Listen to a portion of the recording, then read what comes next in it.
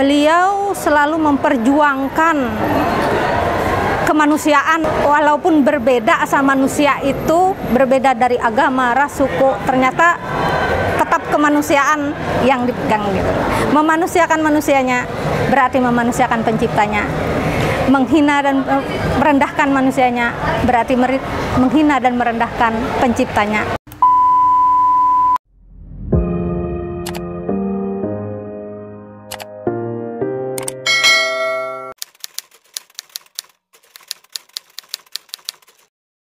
Dengan Ibu siapa namanya? Ibu Susi Kasmina. Sebagai anggota jaringan agamawan dari agama Hindu. Agama Hindu. Ya.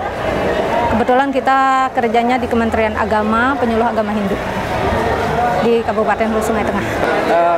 Menurut jenengan sosok Gus Dur itu seperti apa? Oh, awalnya ya cerita ini dari dulu mengenal Gus Dur itu hanya tahu siapa sih Gus Dur, mantan presiden kan yang keempat gitu. Nggak tahu, belum ada respect gitu terhadap figur beliau. Setelah kita mempelajari gimana sih kok Gus Dur itu sebenarnya, ini juga belum kita jadi anggota jaringan ini, belum. Ternyata sosok Gus Dur itu sosok yang dikatakan sebagai pelawak, ya juga enggak, tapi setiap ucapan beliau tuh humor dan membuat nyaman perbedaan itu, yang merasa berbeda itu nyaman, aman gitu. Itu yang membuat kita secara pribadi kok kagum atas nilai-nilai yang diajarkan beliau itu, kemanusiaan, ketauhidan itu betul-betul mengena gitu kepada kita yang sebagai umat minoritas gitu. Boleh dikatakan secara kuantitas kan minoritas, jumlahnya sedikit. Yang mana dulunya kami merasa sangat tertekan di antara perbedaan itu, terintimidasi gitu. Setelah mengenal ajaran-ajaran Gus Dur kok enak ya gitu, nyaman ya gitu bertetangga. Mudah-mudahan gitu ajaran-ajaran itu terus melebar, banyak orang yang mengerti sehingga semakin nyaman dan semakin aman kami berada di dalamnya gitu. Itu yang tahu tentang Gus Dur. Apalagi beliau memperjuangkan kami ini sebagai dari umat yang beragama Hindu ya. Dari tahun 2000 ada formasi pegawai negeri guru agama Hindu kan sejak beliau ada itu. Terus dikembangkan ada terus, dan perbedaan itu pokoknya membuat kita nyaman berada di dalam itu gitu.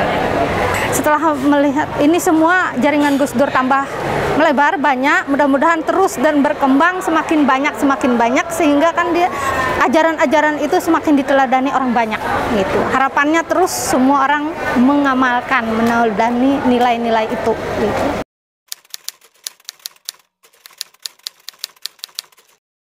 Bu, barangkali di daerah Ibu di Kalimantan itu pernah ada pengalaman tentang bagaimana Gus Dur melakukan advokasi. Oh, ada.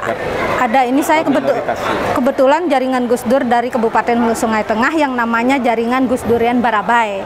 Itu 4 jam dari Banjarmasin. Ada kunjungan advokasi beliau ini ya ke daerah namanya Desa Juhu. Pada tahun berapa itu? Pada tahun 2005 ya. Itu ada. Beliau memberikan sumbangan ke desa itu. Desa itu ditempuh sehari semalam jalan kaki dengan naik gunung, 2 gunung. Gus Dur langsung datang ke sini? Enggak, yang jaringannya. Iya. Nah, di situ beliau memberikan bantuan kepada SD kecil namanya SD Kecil Juhu. Nah, itu paling berpengalaman bagi jaringan Gus Durian Barabai. Itu SD bukan dari ini Bu ya, bukan dari mayoritas Islam ya yang boleh enggak, gitu. Yang ada di sana semua Hindu Kahringan. 100% Hindu Kahringan.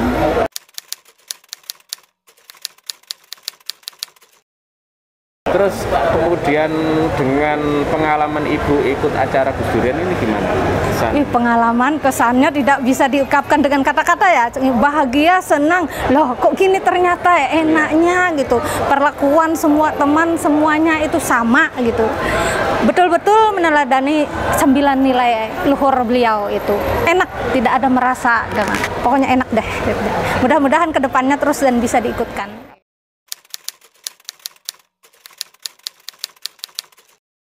Apa ada rasa keharuan Bu? Ketika bersama-sama kompak kemudian bersama-sama. Ya, apalagi mendengar ungkapan-ungkapan dari Ibu Sintan, ya kita sampai nggak bisa deh pokoknya seneng ya. Ketika perjuangan beliau sampai merinding gitu, nggak bisa kita bayangkan dan kita ucapkan dengan kata-kata saking hanya kita yang tahu dari kita kok gini senengnya bahagianya gitu. Pokoknya seneng deh kita pulang ke Kalimantan.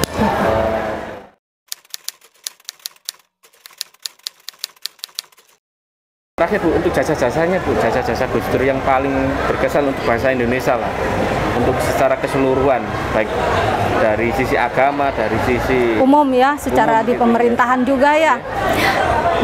Jasa-jasa beliau itu terlepas dari satu agama ya.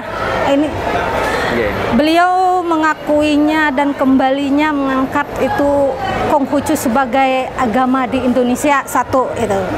Dan beliau selalu memperjuangkan kemanusiaan itu berbeda, walaupun berbeda asal manusia itu berbeda dari agama, ras, suku, ternyata tetap kemanusiaan yang dipegang gitu. Memanusiakan manusianya berarti memanusiakan penciptanya.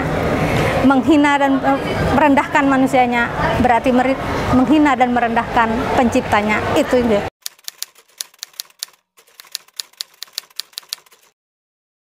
Bu, terkait dengan terakhir Bu, terkait dengan peran Gus Dur terhadap demokratisasi di Indonesia gitu.